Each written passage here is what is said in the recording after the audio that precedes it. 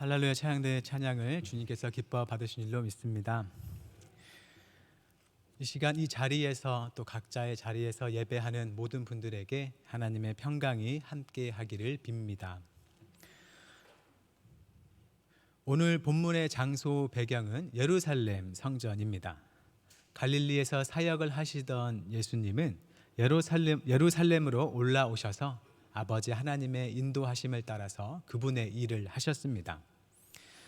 예루살렘에 들어오실 때는 군중들의 환영을 받았지만 그 후로는 만나는 사람들과 갈등을 일으키고 또 논쟁을 하시면서 특히 제사장들, 서기관들, 장로들을 비난하고 책망하십니다. 그들은 하나님이 선택하신 민족인 이 이스라엘의 종교 지도자 또 사회 지도자들이기 때문에 하나님의 뜻에 따라 나라를 잘 이끌어 가야 했습니다. 올바른 제사로 또 올바른 율법의 가르침으로 또 올바른 재판과 보살핌으로써 이스라엘 민족을 하나님의 사랑과 정의 안에 살아가게 해야 했습니다. 하지만 그들은 그들이 가진 직분에 따른 책임과 의무를 저버리고 자신들의 탐욕과 편안함을 위해서 악을 행하면서 위선적으로 살았습니다. 예수님은 그들의 죄를 지적하고 또 변론하고 나서 이제 성전을 나서시는 것이죠. 그때 예수님의 마음과 또 예수님의 분위기는 어땠을까요? 분명 좋지 않았을 것이라 추측할 수 있습니다. 예루살렘 성전의 잘못된 모습을 보시고 매우 실망했고 또 그곳의 지도자들의 잘못을 지적하고 책망하고 나오는 길이기 때문에 매우 좋지 않은 마음으로 성전을 나서셨을 겁니다. 그런데 그 와중에 제자들은 당시 성전의 아름다움을 보고 매우 감탄하는 것이죠. 1절을 세번역 성경으로 제가 읽어보겠습니다. 예수께서 성전을 떠나가실 때에 제자들 가운데서 한 사람이 예수께 말하였다. 선생님, 보십시오. 얼마나 굉장한 돌입니까? 얼마나 굉장한 건물들입니까? 한 제자가 크고 화려한 성전을 보고서 매우 흥분해서 예수님께 이 성전을 향한 감탄사를 말하고 있습니다. 지금 심기가 매우 불편했을 예수님의 분위기를 파악하지 못하고서 겉으로 번지르르한 성전을 보고 매우 즐거워하는 모습이죠. 예수님 시대의 예루살렘 성전은 제3성전 또는 헤롯 성전이라 불립니다. 제일 처음에 있던 성전, 즉 제1성전은 솔로몬이 지은 성전이고 제2성전은 바벨론에서 돌아온 스룹바벨이 지은 성전이고 이제 제3성전은 헤롯 대왕이 유대인들의 환심을 사기 위해서 그 전에 로마에 의해 파괴됐던 제2성전을 증축한 성전입니다. 제2성전을 개축한 것이기 때문에 그냥 제2성전이라고 말하기도 합니다. 이 헤롯 성전은 주전 20년경부터 개축을 시작해서 주후 64년이 돼서야 완공이 됩니다. 80년이 넘는 시간 동안 이 성전 공사에 굉장히 공을 들인 것이죠. 이 예수님 당시에는 그 성전이 아직 건축 중, 공사 중이었습니다. 하지만 이미 주요 부분들이 완성돼 있었고 그리고 더욱 아름답게 꾸미는 공사를 계속하는 중이었습니다. 한 제자가 그 감탄의 말로 성전의 돌이 굉장하다고 얘기를 하죠. 그만큼 성전에 쓰인 돌은 정말 굉장해서 가장 긴 건 12m짜리도 있고 또 대리석도 보통 1m짜리로 매우 큰 돌들이었다고 합니다. 그만큼 이 헤롯 성전은 매우 크고 아름다워서 어떤 랍비는 이 성전을 보지 못한 사람은 아름다움이 무엇인지 알지 못한다라고 말할 정도로 극찬을 했다고 합니다. 그러니 어쩌면 이 예수님의 제자도 뻔히 예수님의 심기가 현재 불편하다는 걸 알면서도 성전이 어찌나 화려하던지 감탄하는 말이 절로 나왔을 수도 있겠습니다. 그리고 역시나 예수님은 이 제자의 감탄에 마치 찬물을 끼얹는 듯한 반응을 보이시는데 매우 심각한 말씀을 하십니다. 우리 2절을 함께 읽어보겠습니다. 예수께서 이르시되 내가 이 큰 건물들을 보느냐 돌 하나도 돌 위에 남지 않고 다 무너뜨려지리라 하시니라. 아멘.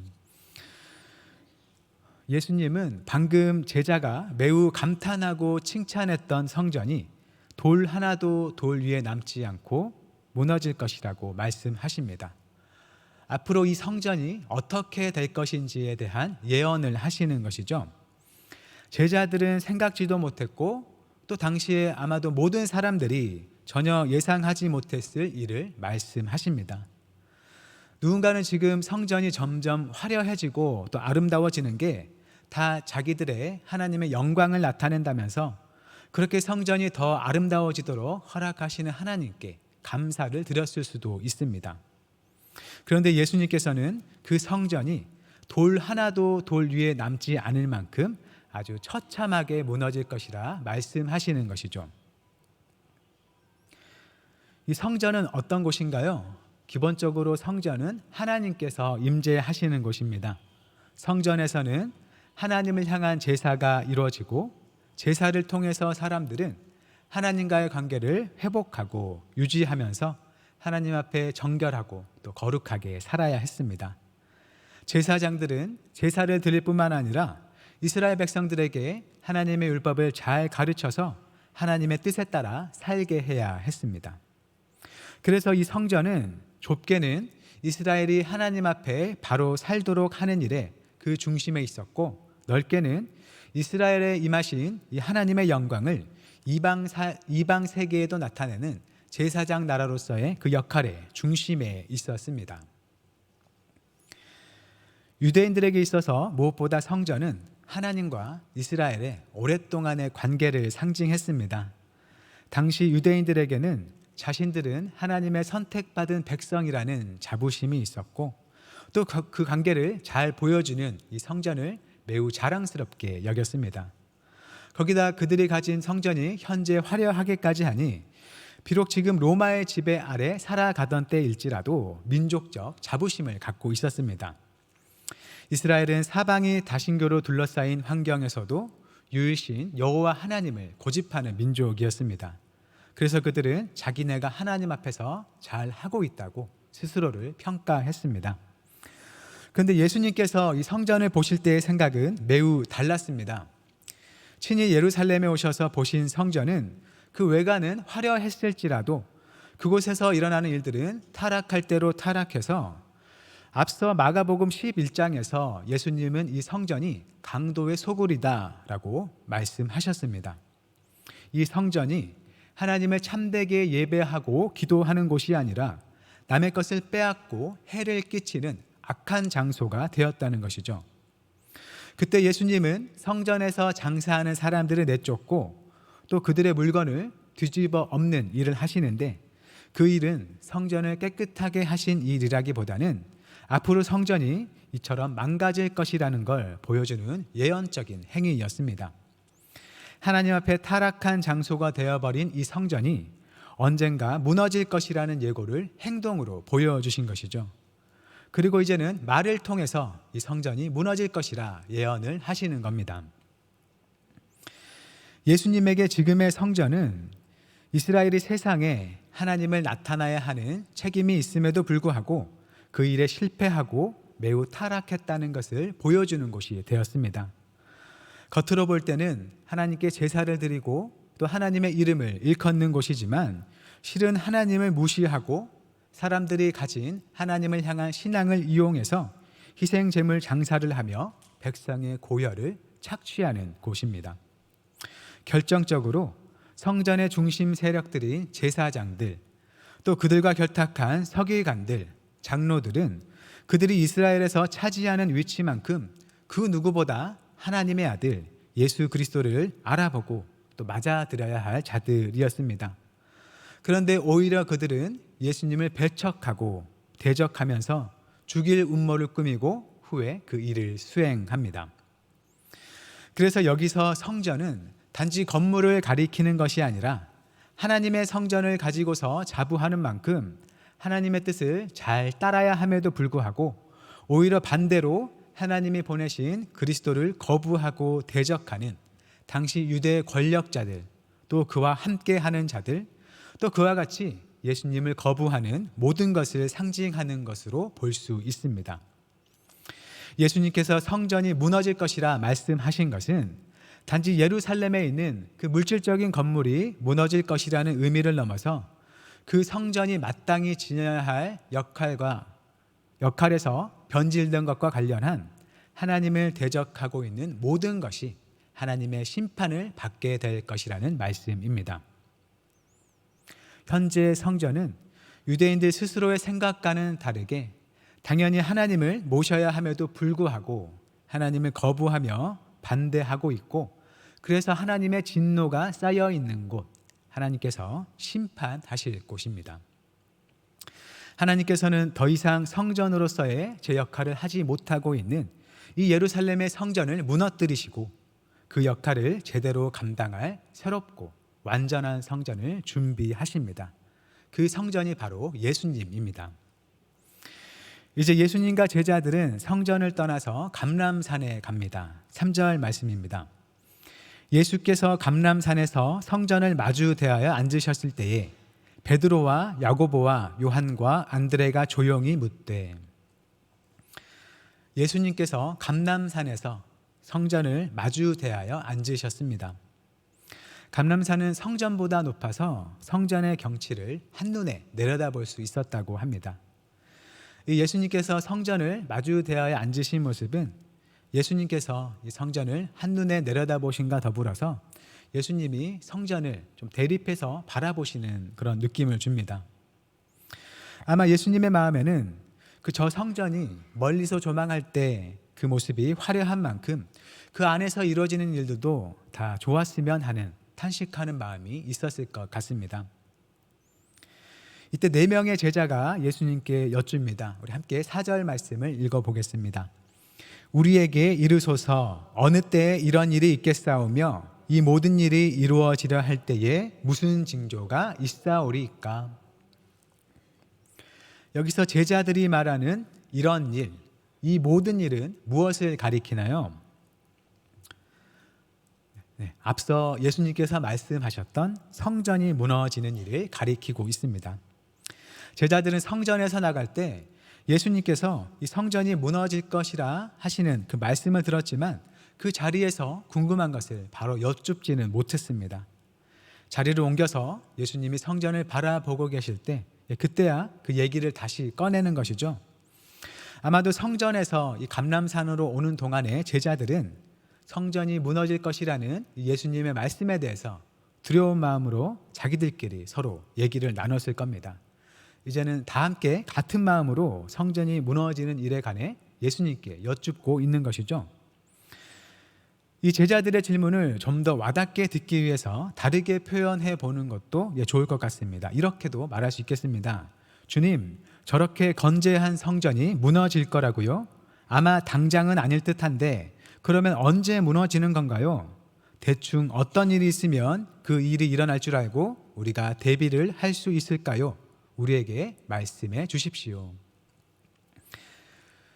이스라엘에게는 이미 그들의 성전이 무너졌던 경험이 있습니다. 6세기 초에 바벨론에 의해서 성전이 파괴되었습니다. 그때 성전이 무너졌던 일은 요즘 우리가 공사를 할 때 단지 건물 하나만을 허물듯이 단지 성전 건물만 달랑 무너진 일이 아니었습니다. 성전이 무너지는 건 당연히 성전을 둘러싼 예루살렘 도시도 함께 무너지는 것이었습니다.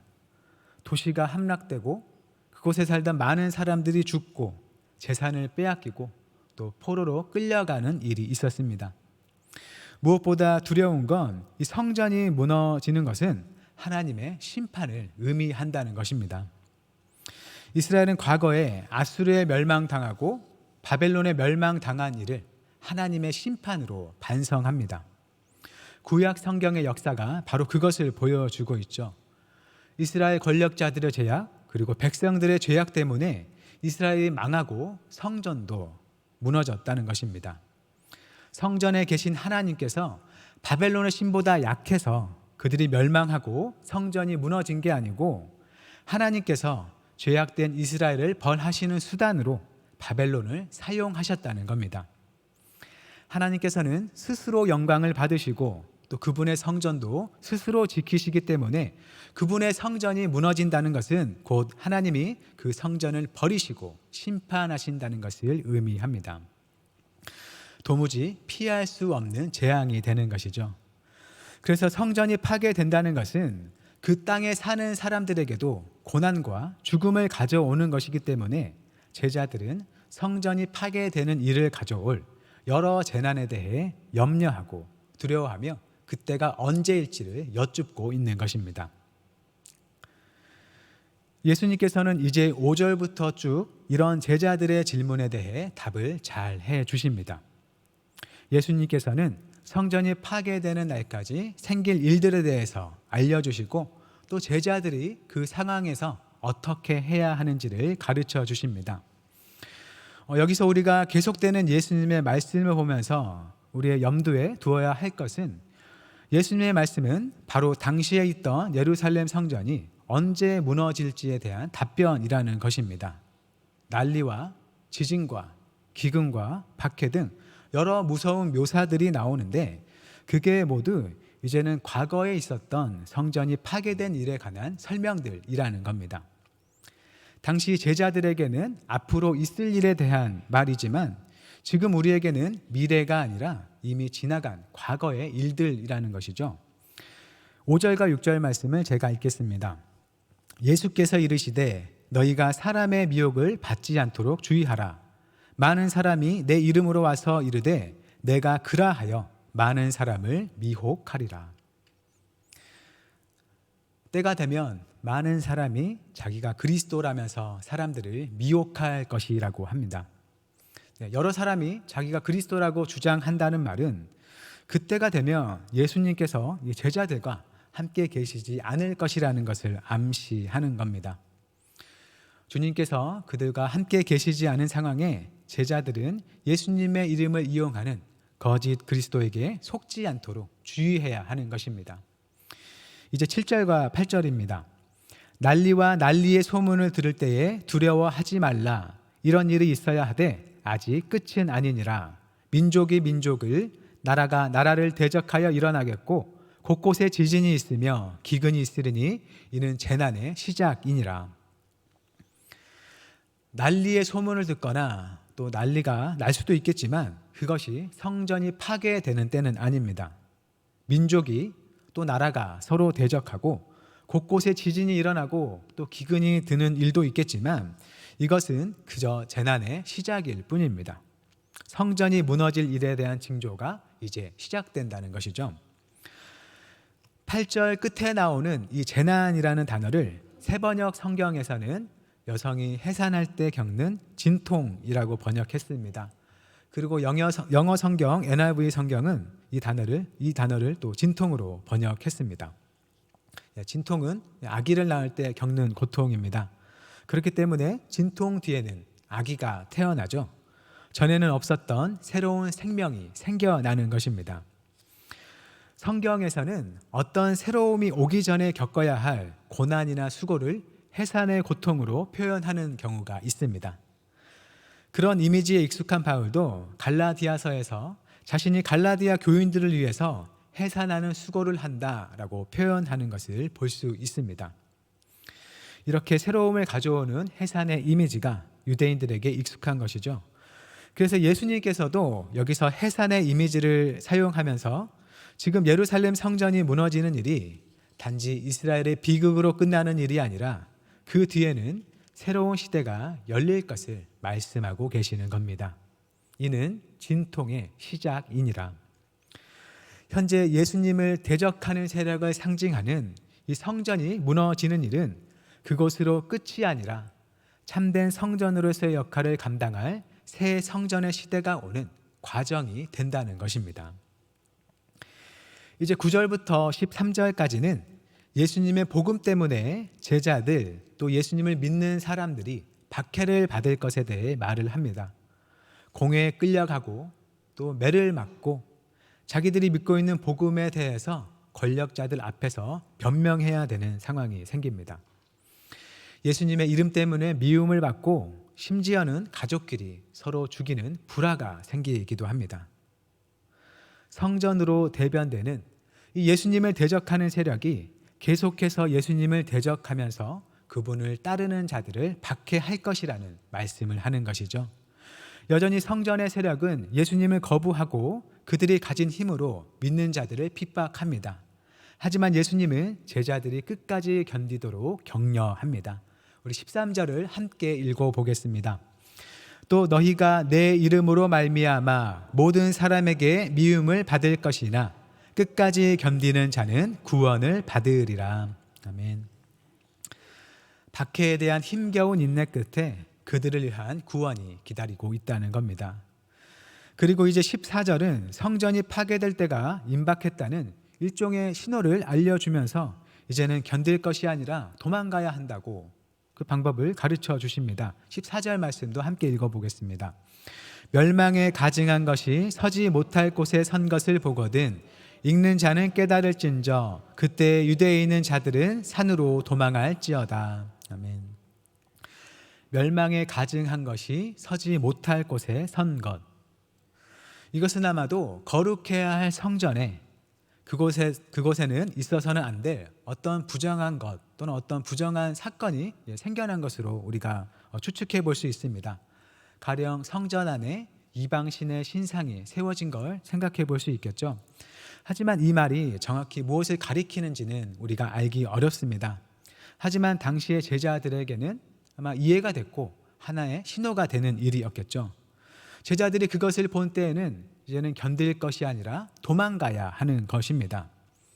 하나님께서 하나님을 거역하는 자들을 대상으로 내시는 심판으로서의 예루살렘이 파괴되고 성전이 파괴되는 와중에 제자들도 함께 해를 입을 수 있기 때문입니다. 예수님께서는 그날이 너무나 참혹할 것을 미리 알려주면서 제자들이 잘 대비하고 대응하도록 가르쳐 주신 겁니다. 그래서 23절에서는 이렇게 말씀하십니다. 23절 함께 읽어보겠습니다. 너희는 삼가라 내가 모든 일을 너희에게 미리 말하였노라. 아멘. 주님께서 이 성전이 무너지는 일에 관한 모든 일을 알려주셨습니다. 그리고 이 일은 지금으로부터 약 2000년 전 주 70년에 이루어졌습니다. 본문의 예루살렘 성전은 로마 군대에 의해 무참히 짓밟히고 무너졌습니다. 성전이 무너지리라는 예수님의 예언이 예수님께서 부활하시고 승천하신 지 약 40년의 시간이 지나서 정말로 이루어진 것이죠. 우리가 이것으로 무엇을 알 수 있을까요? 예수님의 그 말씀이 정말로 맞았다는 것입니다.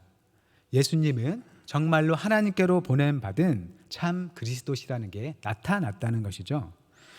예수님의 말씀대로 하나님의 백성으로서의 책임을 다 하지 않고 하나님께 불순종하는 옛 이스라엘, 옛 성전, 옛 세상이 무너지고 예수님을 통해서 새로운 이스라엘, 새로운 성전, 진정한 하나님의 나라가 우리에게 주어졌다는 것을 보여주신 겁니다.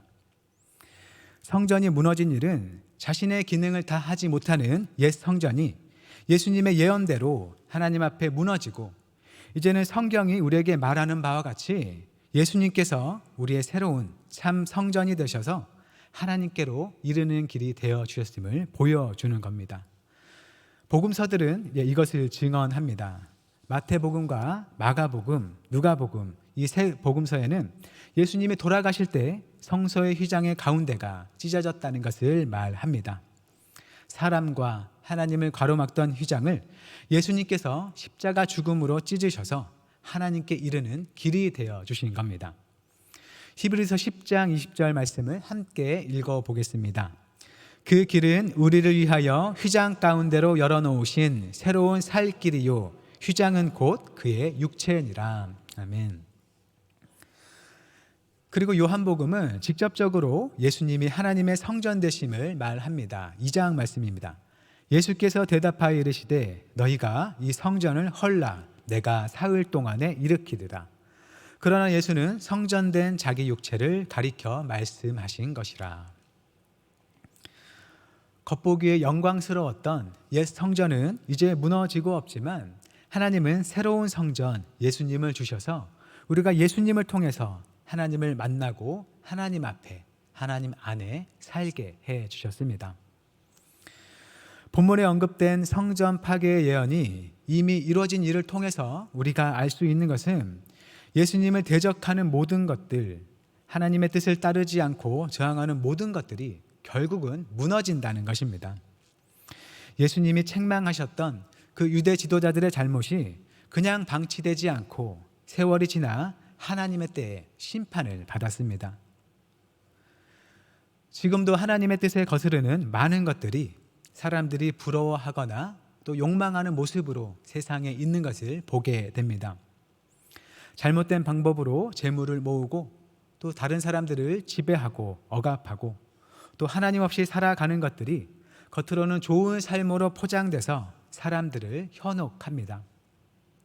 하지만 그 모든 것들은 하나님의 손 아래 있고 또 하나님의 심판을 받을 것입니다.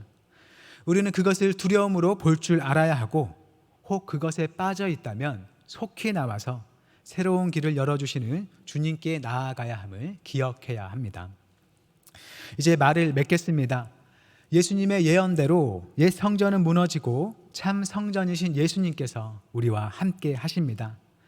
세상의 잘못된 것들을 심판하시고 진리의 길을 열어주시는 하나님의 역사가 지금도 계속되고 있습니다. 성전의 파괴는 그 일을 당하는 유대인들에게는 마치 세상의 종말처럼 여겨지겠지만 그것은 단지 예수님을 대적하는 세상의 종말일 뿐 오히려 하나님이 일으키시는 새로운 세계의 시작이 되는 것이었습니다. 그 새로운 세계, 예수님께서 참된 성전이 되셔서 하나님과 함께하는 영원하고 복된 삶으로 세상 모두를 부르십니다. 그 초대의 음성을 들으며 늘 주님께 나아가는 우리가 되기를 바랍니다. 참된 성전이신 예수님과 함께 살면서 그 외의 모든 것들은 때가 되면 반드시 무너질 것을 기억하며 주신 믿음으로 인내하고 완전한 주님의 나라가 오길 기다리며 살 수 있기를 바랍니다. 하나님께서 예수님의 예언대로 성전을 무너뜨리시며 예수님의 참됨을 증명해 주셨듯이 우리 또한 하나님 앞에 참된 주님의 백성으로 드러나기를 바랍니다. 그 모든 신실한 우리의 믿음의 삶의 길에 주님께서 복을 주시고 힘을 주시기를 주님의 이름으로 축원합니다. 기도하겠습니다. 은혜의 하나님, 하나님께서 부르시고 맡겨주신 일을 성실하게 감당하지 못하여 무너져버린 옛 성전의 이야기를 두려움으로 봅니다. 우리 또한 부르심을 받은 모습대로 살지 못하여 하나님의 책망이 쌓여 있지는 않은지 돌아보게 하옵소서. 잘못된 것을 심판하시되 새로운 살 길을 열어주시는 주님의 은혜를 바라봅니다. 우리가 무엇을 쫓아 살았던지 이제는 우리의 참된 성전이 되어주시는 예수님과 함께하며 늘 하나님을 참되게 예배하는 삶을 살게 하옵소서. 세상의 잘못된 것들을 분별하여 멀리하게 하시고 오직 주님의 뜻에 따라 주님께 영광되는 삶을 살게 하옵소서. 예수님의 이름으로 기도드립니다. 아멘.